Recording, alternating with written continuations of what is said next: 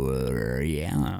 This is a great question. Yeah, that is a good question. I think for a long time, Charles was hailed as this like upcoming star poster boy in Formula One. He has the skills. He's won a decent amount of Grand Prix. I've seen his face in a lot of recreated Catholic paintings. Right. He is the patron saint of Formula One for Italy. It's definitely the chosen one. Which is weird. He's not Italian. No. But they think he is. They have adopted him. Yeah, they're getting what they can They out of him. adopted Schumacher and they have adopted Charles. That's for sure. Which is weird because Charles, I don't know if he's earned it. This year hasn't.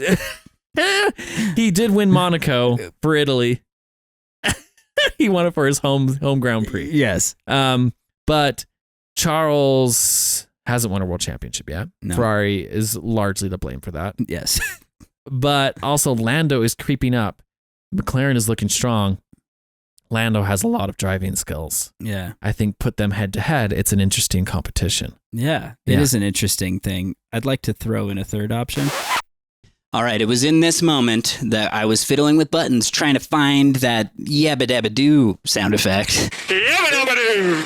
I hit stop on the sound recorder. So although Max and I continued to have a conversation, there was no sound recorded for the episode. You're right. Okay, you're right. Yep, I shouldn't fiddle with buttons while recording the podcast. I know. I learned my lesson. It was an accident. It was an accident, okay? While that's unfortunate, the good news is you know what we're going to talk about next week. So tune in to find out who we think, out of Lando Norris and Charles Leclerc, is going to be the next world champion. Maybe write us. Tell us who you think will be the next world champion out of the two of them and why. And maybe we'll read a few of them in the next episode. So follow us, like, subscribe at fastones.us, and we'll see you next week.